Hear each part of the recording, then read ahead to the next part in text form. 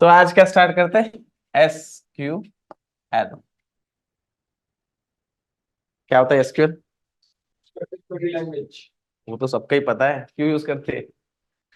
Sir database से communicate करते हैं। डेटाबेस से कम्युनिकेट करने के लिए। Structure query language. सो जैसे हमको पता है कि आगे जाके हम लोग क्या करेंगे, डेटाबेस इंस्टॉल करेंगे। तो ये कोई भी डेटाबेस हो सकता है। ओके, चार पांच डेटाबेस के नाम बताओ। Oracle, Oracle, MySQL, MySQL, SQL server, और भी sir PL post SQL great database sequel. नहीं। मोंगो डीबी मोंगो डीबी भी है, पीएल एसक्यूएल डेटाबेस नहीं है। ओके, सो हमारे पास में बहुत सारे अलग अलग डेटाबेस है, और ये डेटाबेस के अंदर हम डेटा जो स्टोर करते हैं in the form of table store करते, राइट। तो यहाँ पे हमारा डेटा स्टोर रहेगा। अब क्या होगा कि जैसे अगर मुझे कुछ डेटा इंसर्ट करने का है, मतलब कुछ डेटा यहाँ पे डालना है, तो अगर मैं यहाँ पे कुछ डेटा डाल रहा हूँ या फिर इस टेबल से डेटा मैं निकाल रहा हूँ, तो मुझे एक लैंग्वेज की जरूरत पड़ती है, राइट। तो वो जो डेटाबेस में लैंग्वेज है उसको कौन सी लैंग्वेज बोलते हैं? SQL. SQL, okay. So SQL is a language which is mainly useful when you want to communicate with the database, है ना। जब भी हमको डेटाबेस से कम्युनिकेट करना है तो उस टाइम पे हम कौन सा लैंग्वेज यूज करेंगे?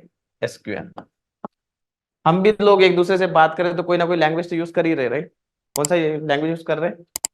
हिंदी नहीं, अपना अपना इंग्लिश है। इंग्लिश का मतलब क्या हुआ?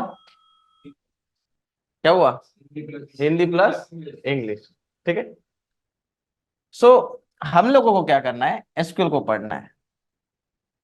एसक्यूएल का इंपॉर्टेंस क्या है ना कि आप इरेस्पेक्टिव ऑफ कोई भी टेक्नोलॉजी पढ़ो। अभी हमारे हम लोगों के पास में बहुत सारी टेक्नोलॉजी है। जैसे अभी हम लोग नया नया बैच चालू कर रहे हैं। अभी कौन सा बैच चालू कर रहे हैं हम लोग? डेटा इंजीनियर का, राइट। तो ये जो डेटा इंजीनियर वाले हैं ना, इसमें भी हम लोग ना एसक्यूएल ही पढ़ाते हैं, राइट। डेटा इंजीनियर के पहले हम लोगों के पास में एक डेटा एनालिस्ट नाम का कोर्स है। उसमें भी हम लोगों ने क्या पढ़ा है? एसक्यूएल ही पढ़ा है, बराबर है। फिर उसके पहले हम लोगों ने पीएल सीक्वल का बैच चालू किया था। उसमें भी हम लोगों ने क्या पढ़ा है? एसक्यूएल ही पढ़ा है। अभी हम लोग ना ओरेकल डीबी का बैच चालू कर रहे हैं। इसमें हम लोग क्या पढ़ा रहे हैं? एसक्यूएल ही पढ़ा रहे हैं। तो आप कोई भी टेक्नोलॉजी पढ़ो, ये जो एसक्यूएल है ना, ये आपको हर जगह पे मिलेगा। अब आप बोलोगे कि मैंने ये सारे कोर्सेज का नाम क्यों लिखा है यहाँ पे, क्यों लिखा होगा? क्योंकि मेरे को लोगों को ये भी बताना है कि हम लोगों के पास में सिर्फ एसक्यूएल ही नहीं, इतने भी कोर्सेस है। अरे ये वीडियो किधर जा रहा है? यूट्यूब पे जा रहा ना। तो लोगों को ये भी पता होना चाहिए कि लर्नोमेट के अंदर कौन से कोर्सेस है, ये भी कोर्सेस है। बराबर है। तो इसलिए हम लोगों को ये समझना चाहिए कि SQL is a language which is generic language, सब जगह पे है। अब इसके पहले हम लोगों ने लिनक्स पढ़ाया, राइट। तो अभी हम लोग कौन सा ट्रेनिंग ले रहे हैं? ओरेकल डीबी का, राइट। तो ओरेकल डीबी में भी क्या लगेगा? लिनक्स लगेगा। जैसे हम लोगों ने आप लोगों से ओरेकल डीबी का पैसा ले लिया, उसके बाद में आप कौन सा कोर्स ज्वाइन करोगे? रैक करोगे। तो रैक में भी आपको कौन सा कोर्स लगेगा?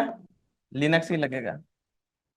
फिर उसके बाद में अगर आपको ऐसा लगा कि यार मुझे रैक के बाद में भी आपको हमको पैसा देने का है, तो आप कौन सा कोर्स लगाओगे?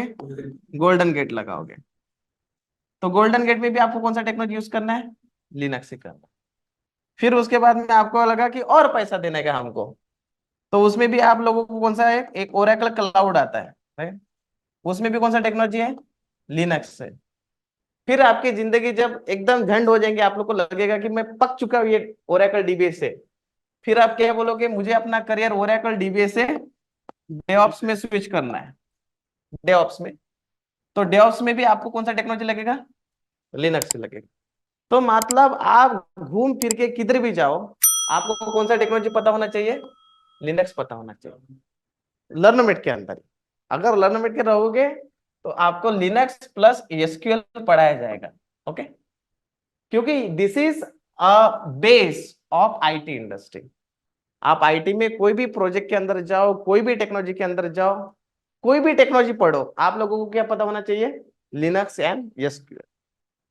ठीक है। सो अभी आप लोग ना ओरेकल डीबी पढ़ रहे हैं। ओके।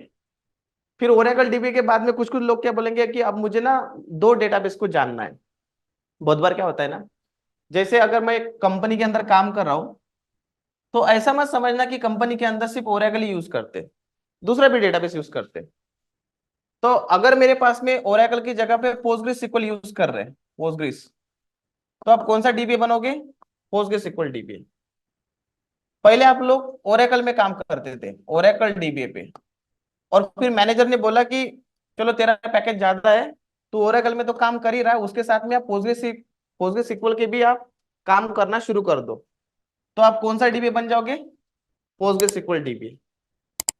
कुछ कुछ लोगों को बोलेंगे एक काम करो, आप सिक्वल सर्वर भी पकड़ लो, तो वो कौन सा डीबी बन जाएगा? Sequel server dB.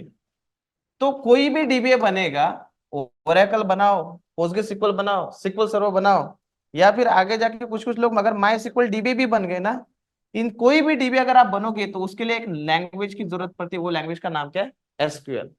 और ये सारे के सारे डेटाबेस सिर्फ सिक्वल सर्वर छोड़ के आपके लिनक्स ऑपरेटिंग के सिस्टम के ऊपर इंस्टॉल होंगे। कौन सी ऑपरेटिंग सिस्टम? लिनक्स। तो इसलिए आप लोगों को लिनक्स का भी नॉलेज चाहिए। बराबर है ना? और ये सारे के सारे ट्रेनिंग किसके पास में अवेलेबल है? लर्नोमेट के अंदर। बराबर है।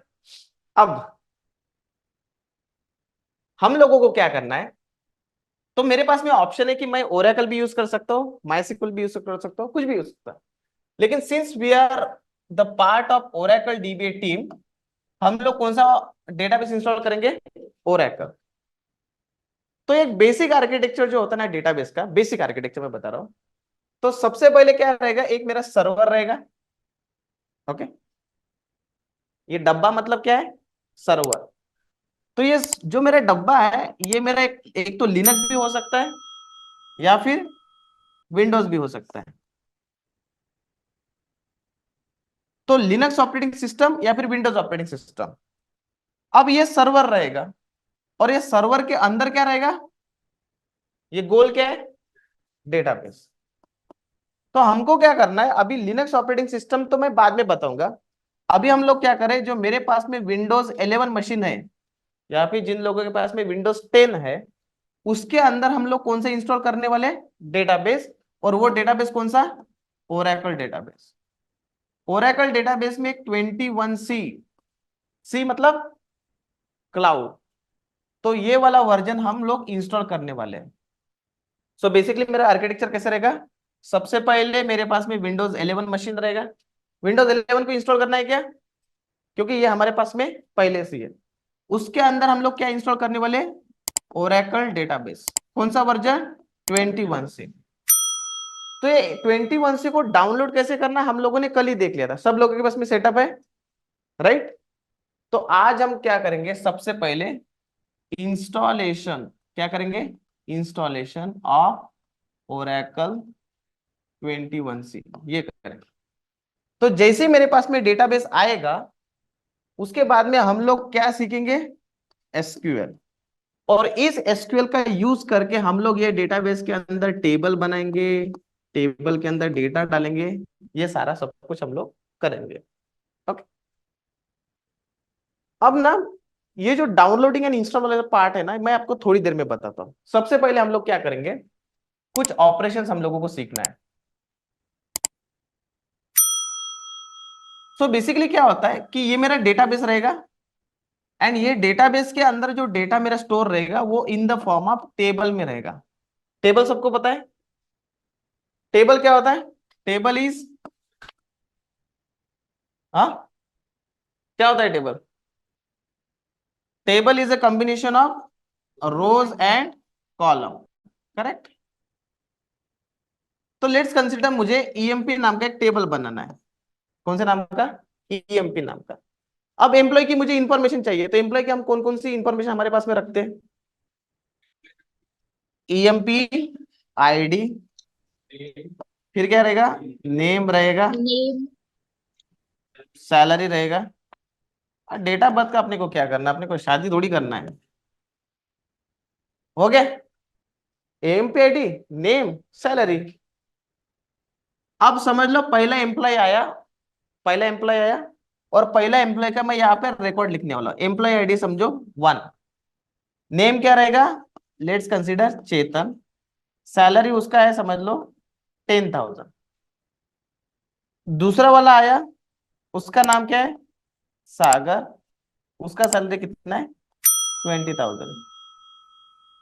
तो ये जो EMP ID name and salary है, ये जो आपका EMP ID name and salary है, उसको क्या बोलेंगे,